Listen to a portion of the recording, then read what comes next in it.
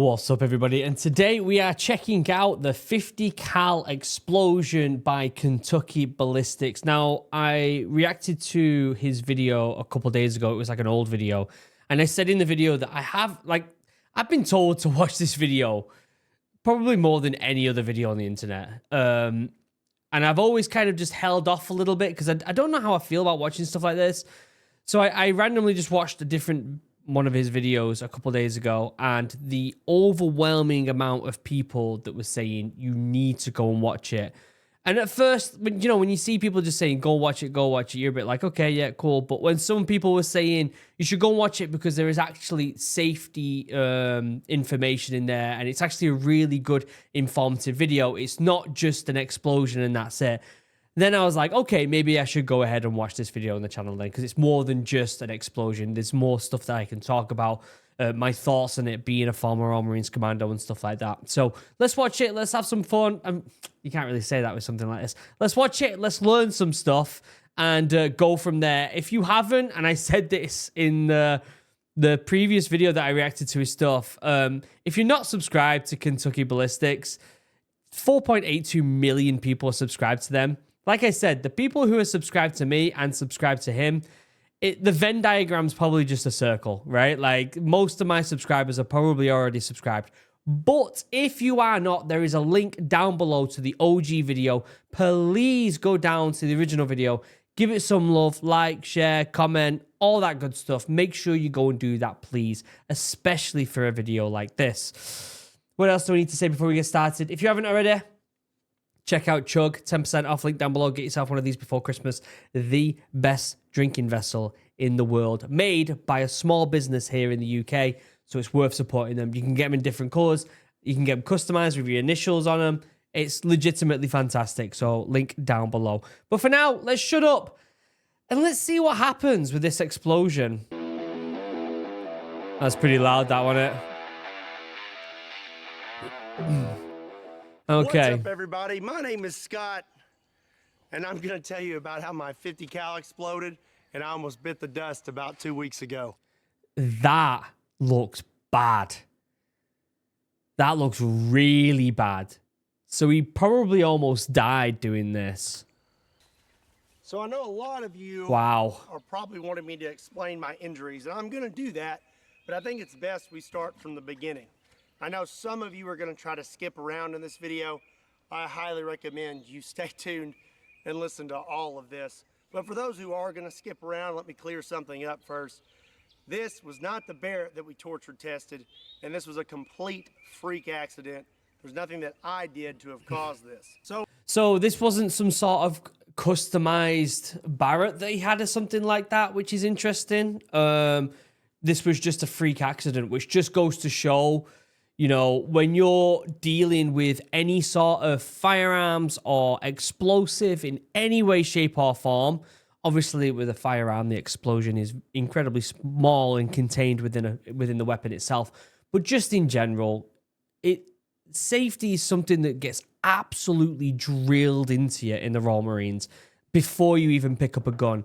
But the truth is, accidents also do happen to professionals as well. So you've got to understand that there is a certain amount of risk that is almost always going to be there when you're in this field, when you're using this as a hobby, when you're in the field of making YouTube videos with firearms, or even being in the military. There's always an element of risk involved. So it is what it is. Oh, April 9th. It is what it is. 2021, we come out here to shoot a fire hydrant with some slap rounds using my Serbu RN50. So we have the Serbu RN. So it's a Serbu RN50. I actually don't know much about that rifle. I thought it was going to be a Barrett, but a Subban RN50. I don't know much about them. 50 with the 36-inch long heavy barrel, and we're going to go ahead and go big or go home and start out with this. This is a 50 BMG slap tracer round. Oh, so he fired it, and it was like he must have been firing it a couple of times for the freak accident to happen. Sometimes it pains me to watching footage like this because you just know something horrible is about to happen. Do you know what I mean? The slap rounds tend to go a little to the right, so I aimed a little to the left, but this one actually hit true to where I was aiming. We hit right here. Oh, wow, look at that. You can see that thing is smoking. And Wow. then we blew right through the back of this thing. Jeez. Everything was going pretty smooth. We shot the fire hydrant several times, but the slap rounds were acting a little funny. One of the slap rounds hit like a foot and a half low and to the right. I say we hit. I'm presuming he's going to get into it, but I'm wondering if there's anything to do with the barrel then. If it wasn't shooting where he was pointing, is there something going on with the barrel? Hit it with one more slap round, but this time aim for the thickest part of the fire hydrant and see what happens. Weird. Notice how much larger the muzzle flash is compared to the first slap round. Yeah. Something's going on, isn't there? I mean, wow, that is a vast amount of difference right there.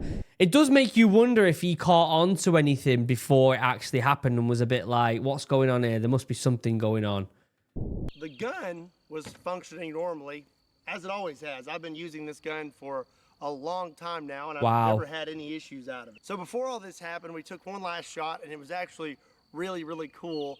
The round was stuck out the back of the fire hydrant. This is a 50 BMG silver red tip armor piercing incendiary tracer. So we went through the top of the fire hydrant. Look at that. That's so cool. Oh my gosh. That is so it's cool. Stuck out the back. After that, that's actually really, really cool, isn't it? Let's be honest. I decided I was going to take one last shot with a slap round and try to hit the thickest spot on the fire hydrant. So before I loaded my last slap round, I know that there was no barrel obstruction because I literally found the round in the fire hydrant. Yeah. But this last round that I loaded into my Serbu RN50 was a very, very hot round, and I had no idea. And there's really no way for me to have ever known that this round was as hot as it was. Oh, it's giving me anxiety, this is. Obviously, viewer's discretion is advised for something like this. So here you can see me taking the last shell casing out, and now I'm loading in the slap round.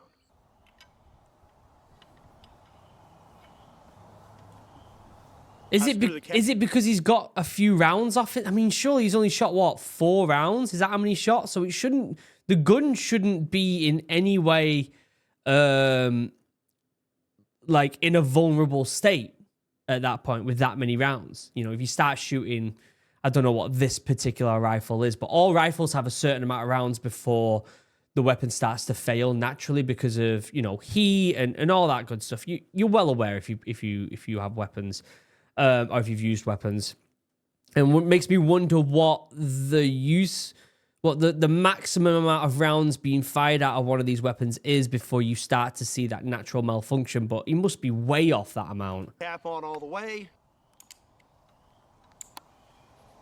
And the gun closes completely and everything is functioning as normal. Yeah. And one thing is something someone may mention is maybe I didn't screw the cap on all the way. Well, you can clearly see the cap is screwed on all the way, and this gun actually will not close if the cap is not screwed on all the way. So everything is functioning good on the gun. What I didn't know was the slap round that I put inside it was extra, extra hot, and I had no idea. And there's really no way for me to have ever known. These rounds are extremely rare, and they're very old. They're like $100 a piece. Ooh, that's an expensive round. My God. And how old actually are they? Someone will let me know in the comments. So the malfunction is from the round itself. That's what he's obviously getting to here. Which it really sucks. And obviously you're going to get that issue more with a higher caliber rifle like a 50 cal than you are going to get with a 7.62 or even a 5.56 and all that lot. Like, you're not going to have that amount of variability when it comes to the rounds, unlike something that has this amount of, you know, this amount of punch to it. Aren't manufactured anymore, and really there's no way you can really know what's happened to them over time as they've passed hand to hand. I was under the impression that these were genuine military surplus rounds and hadn't been tampered with. So now I'm gonna actually show you what happened. It's not graphic.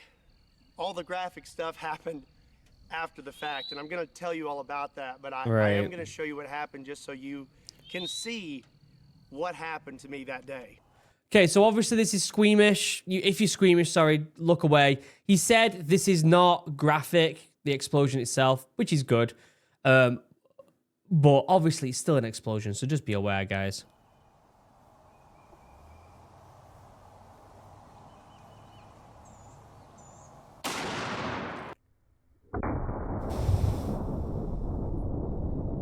My God. That is a hell of an explosion, that, isn't it? Oh my days. That is a big explosion. Gives me anxiety seeing it. He really is. I mean, look where it hit him on the neck. He's so lucky to be alive, isn't he? My God. I mean, I wonder what damage he did to his hand as well. The trigger. The gun exploded almost immediately. Yeah. So the first thing that went was this cap. And this cap is solid steel, and it is very, very heavy. If you look right here, wow, the threads are sheared off of this gun completely. Wow. I spoke with Mark Serbu, and he said that normal pressures are 55,000 psi. And for those threads to have sheared off and this cap to have just blown off like that, we're looking at over 85,000 psi. So the variability in these rounds he's got is astonishing then, for it to be that much of a difference. Like the amount of amount of powder they're putting in these 50 cal when they were first manufacturing, like they must have been throwing, like it mustn't have been, you know, like incredibly accurate amount of data being put into this stuff, right? It must have just been people throwing gunpowder and being like, yep, that's probably enough. Yep, that's probably enough. And kind of eyeballing it. To have that much of a difference. The cap blows off. It's kind of hard to put these on because of my little nose brace. I'll explain. But safety glasses are on. And this cap, you can see this little crescent here. Wow. This cap hit me right there. I'm not really sure which way, probably more like this, but it struck me in the face. I'm surprised. He's lucky it didn't break his freaking skull open. Jeez. When this cap hit me in the face, it broke my orbital bone. Never mind, it did break it. Wow. In 3 spots, here, here, and here. Ooh. It also broke my nose, and that's why I have this on. I've had to have facial surgery to repair all this. Here's the really bad part, though. Oh my God. On this lower, normally, there's these 2 ears. I mean, he says the really bad part. I'm presuming he's going to... I know he's got it in his hand, but I'm presuming he's going to be talking about the neck. Because that is, in my opinion, the most worrying scar that he's got, an injury he's got right now. That stick up right here. And this is what prevents you from closing the gun when the cap's not on all the way. If the cap is on all the way, it will fit perfectly right here with those ears pushed up against it. Yeah. When the cap blew off the gun, it came straight back, shearing those ears off the lobe. One of these is still at the hospital, and this is the one we found. This one zipped right past my head, went inside my hat, blew a hole through it. Wow. And took it off my head, what appears 7 to 8 feet. Now the other one is what almost ended me. The other ear hit me. Oh my God. Right here in the throat. It proceeded to lacerate my jugular vein and then punctured a hole in my right lung. As for my hand, my best guess is this is what did it. In the video, you can see that the stock almost disappears instantly.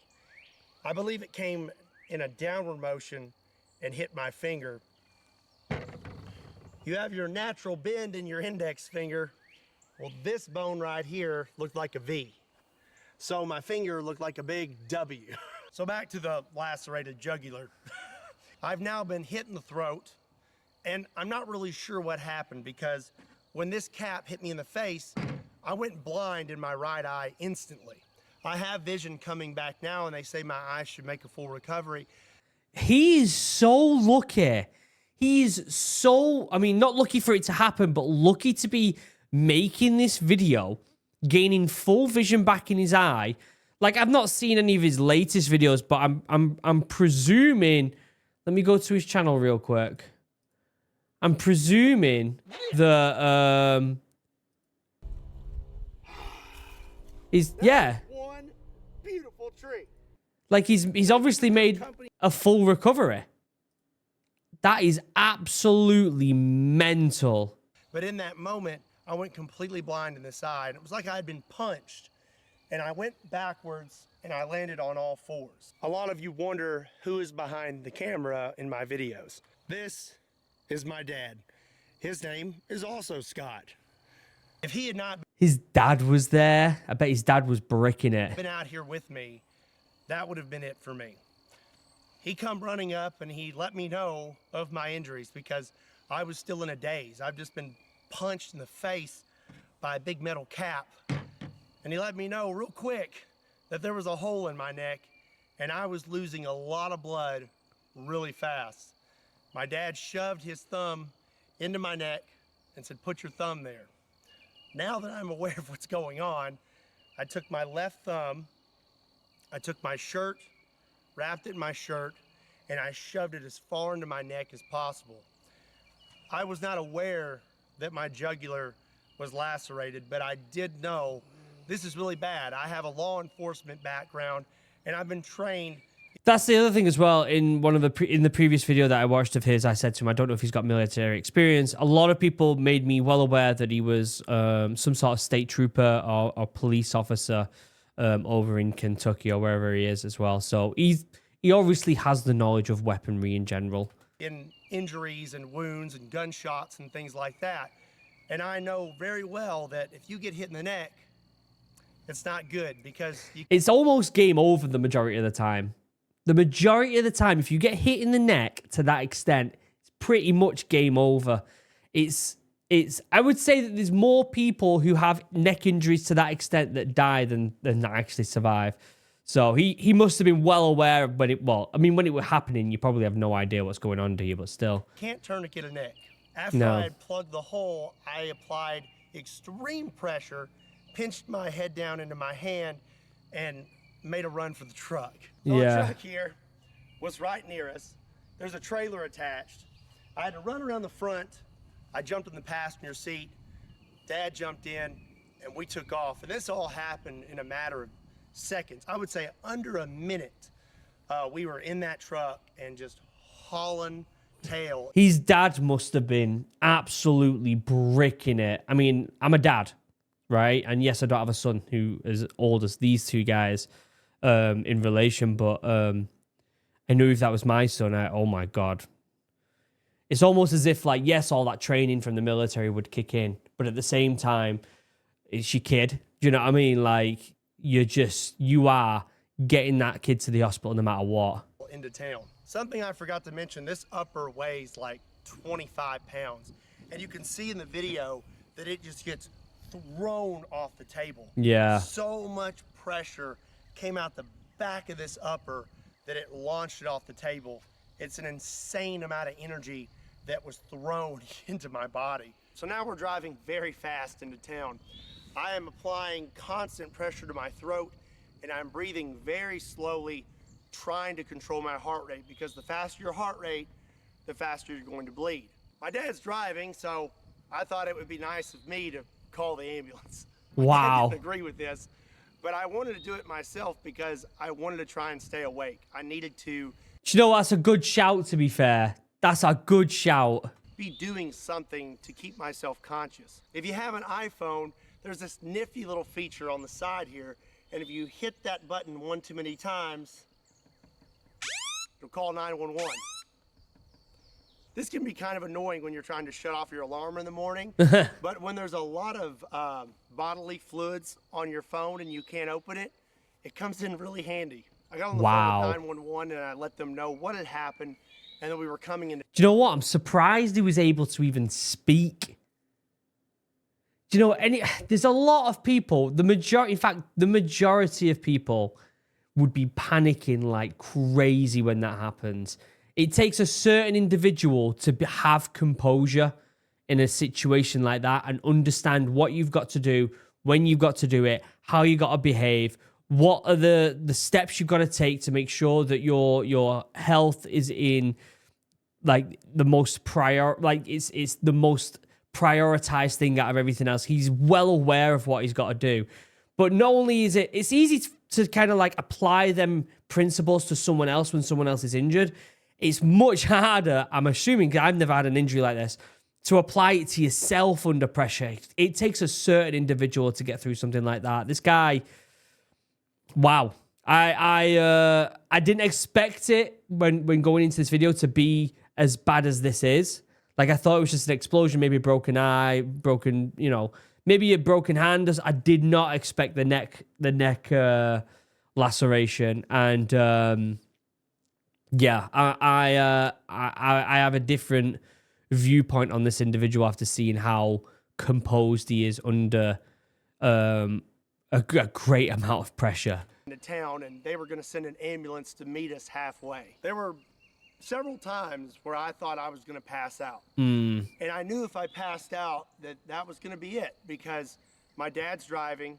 If I pass out, who's going to keep applying pressure to my neck to keep me from bleeding out? Times like this, you really need something to focus on, and I focused on my kids.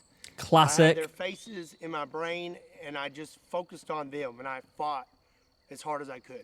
I stayed conscious the entire time. We met the ambulance halfway.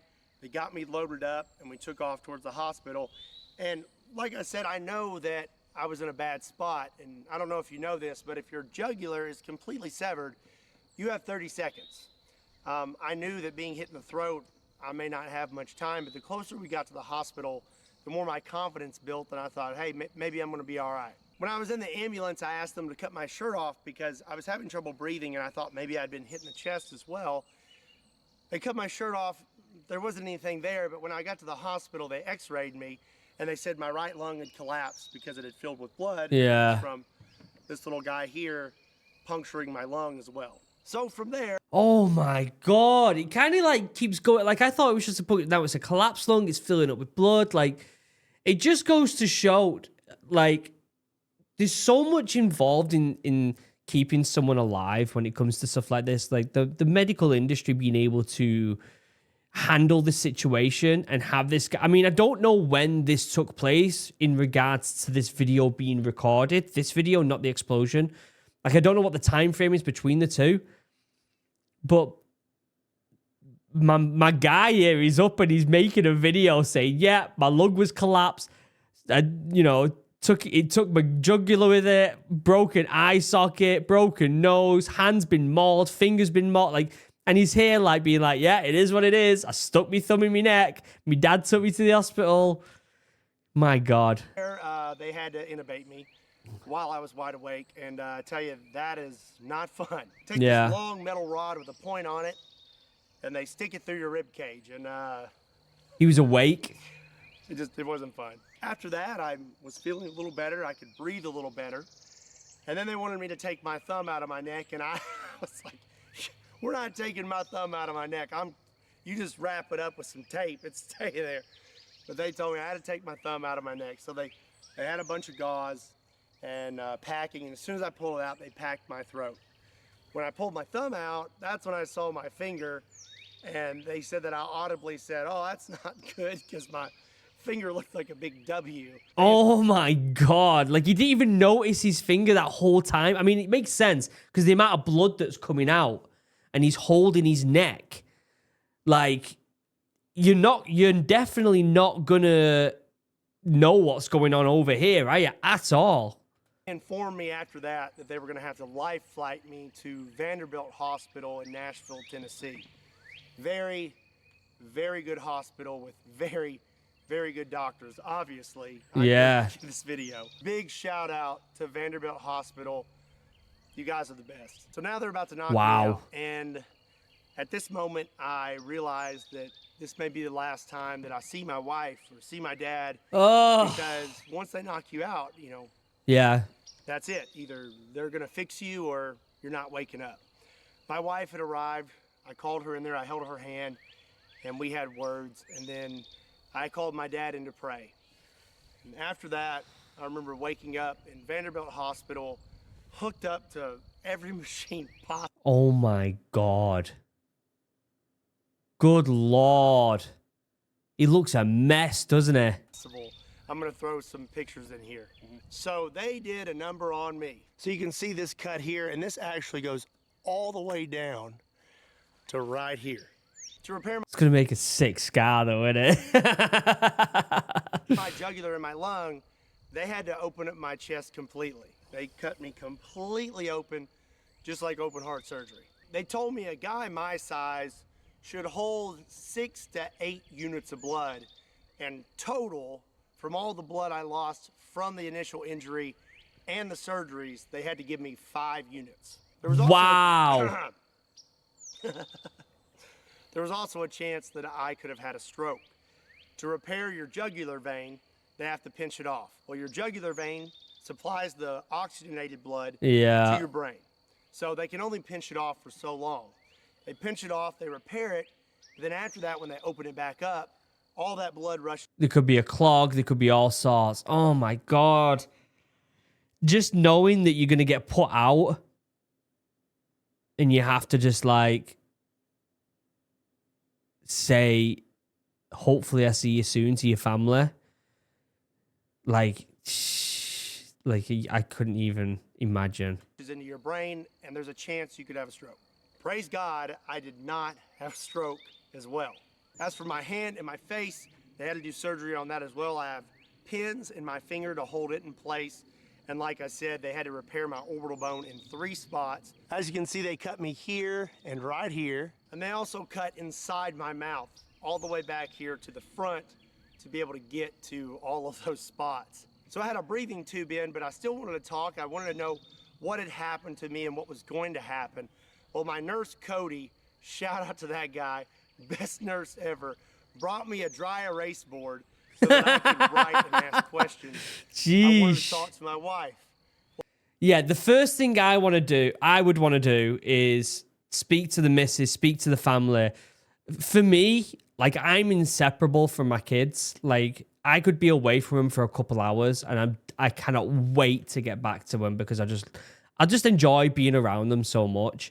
And he's obviously said that he's not even, like, he didn't speak to his kids. Sorry, it didn't look like he spoke. And I don't know how old his kids are, like, right? Like, if I was in that state, I wouldn't want Silas and Juniper seeing me in a state where I might not live. And so there's almost mixed emotions there, isn't there? But geez, like, yeah, I don't know. There's so many emotions that will be going through your head, wouldn't they, when it comes to your family? I mean, that's what everything that goes in your head, isn't it? When something like that happens, the first thing you think of is, if you've got kids, is your kids. And if you don't have kids, you might not understand, but like, the will to live for your kids is just like an emotion that I never thought I would have. As I would never think would be like, how can I explain it? Like, you have so many emotions that you have on a day-to-day basis, whether you fall in love with someone or you get angry at someone, you get into a fight, like high emotions. But the love that you have for your children is like all them emotions magnitude by 1,000,000. Like, it's not even close. Like, I would die for my wife. I would die for my brother. I would die for my parents, right? For my kids, I would destroy the world for my kids. Do you get what I'm saying? There's a big difference, you know? So when you're in a position, what I'm trying to say is when you're in a position like that, for me, it would be just thinking about the kids constantly, doing it for them, but at the same time, also having a high amount of anxiety that they don't know what's going on. I don't know how old his kids are, but they might not have a clue. They might not even be old enough to understand what's going on. Well, he would call her for me, and then I would write out what I wanted to say, and he would say it over the phone for me, and then I could sit there and talk to my wife. Also, I really wanted a mellow yellow. I was craving it so bad. When I was finally unhooked from everything, I remember sitting in my room and he peeked his head in. He was like, "Can you eat and drink now?" I said, "Yeah." And he handed me a mellow yellow. Coolest nurse ever. So for about 2 days, I had tubes coming out of the front of my chest, one tube coming out of my right side, and one tube coming out from behind my collarbone Jesus. to drain everything around my lungs. And I had to carry this little vacuum pack with me. They removed those really quick. I'm healing extremely fast. They kicked me out of trauma within a few days. This happened on April 9th, which is a Friday. I went home the following Saturday. Oh my God, he was home, what, 8 days later? That is a miracle. Like, look at the stuff that happened to him. And he was out of like, he went into the hospital in that condition and was going home 9 days later. That is absolutely mental. So 8 days later. 8 days? Is that what he said? 8 days? On April 9th, which is a Friday, I went home the following Saturday. There is a lot more to the story when it comes to my injuries and everything that I had to do to overcome them. Long story short, I shouldn't be standing here. I should be 6 foot under. And if it wasn't for God, I wouldn't be talking to you right now. Wow. So I know there's one big question that you're all wondering. What's going to happen to Kentucky Ballistics, and am I going to keep making videos? And the answer to that is absolutely. I'm not gonna... What an absolute fucking legend. He's just been absolutely destroyed by a 50 cal. Legitimately, he should be dead. Like, he should be dead. And he comes on video and he's like, "You got that right. I'm going to be making more videos."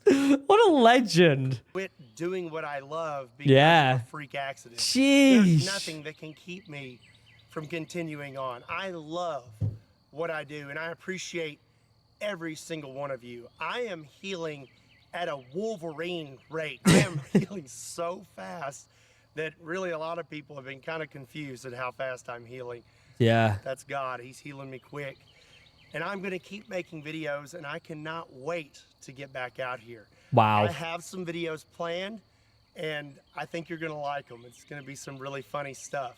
Also, I know there's going to be a good bit of you that want to support me.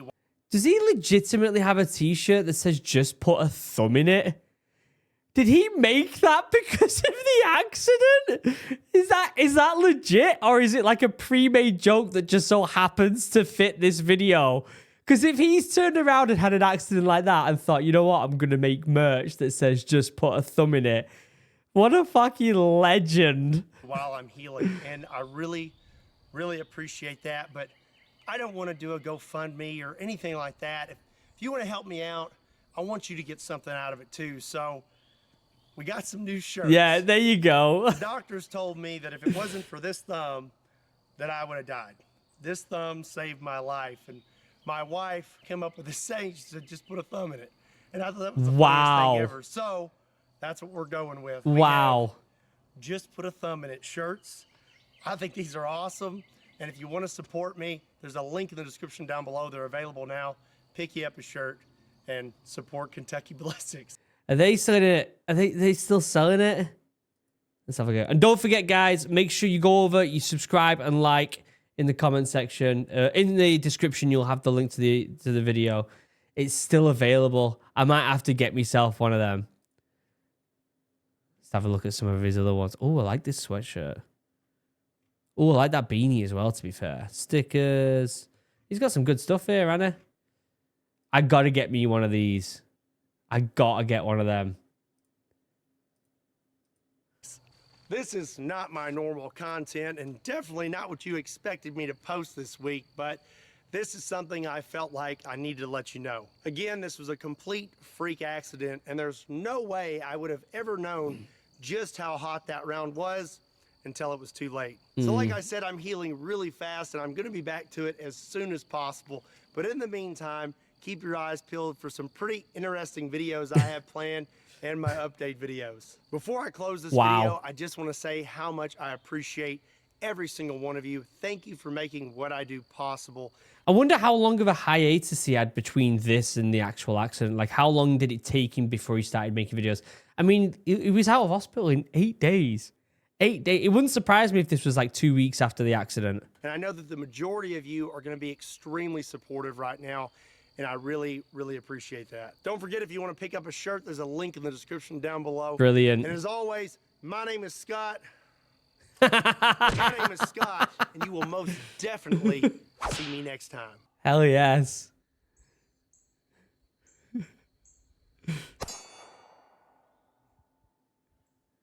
I hope his dad's there just in case anything happens again. Imagine if it ricocheted and hit him. Oh my God.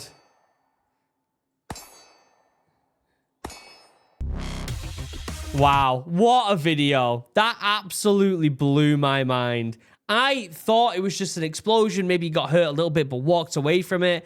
I did not expect the extent of his injuries, and they legitimately, as someone who's been in the military and is well aware of what damage can be done from something like this, like, he is incredibly lucky to be alive, never mind leaving hospital 8 days later. Absolutely remarkable and a genuinely fantastic video. And I think, you know, there's not much I can do with a video like this to give information about the military, right? But what I do want to say is, if you are in the US or a country that does allow weapons, right? Or if you're in the military here in the UK, just make sure that you treat everything, every sort of controlled explosive like a round or anything else, treat it all with the utmost caution. Be well aware of what you're handling. Be well aware of where the weapon's pointing. Make sure you maintain your weapons. Make sure you're cleaning things out correctly. Don't let the weapons, don't make any excuses, is what I'm trying to say, is don't let any variables not be in your hands that can be in your hands. Make sure everything's clean. Make sure the range is squared away. Make sure you're squared away both physically and mentally. Make sure you're in the right place so that if anything does happen, like in this video, it's a complete freak accident that's out of everybody's hands.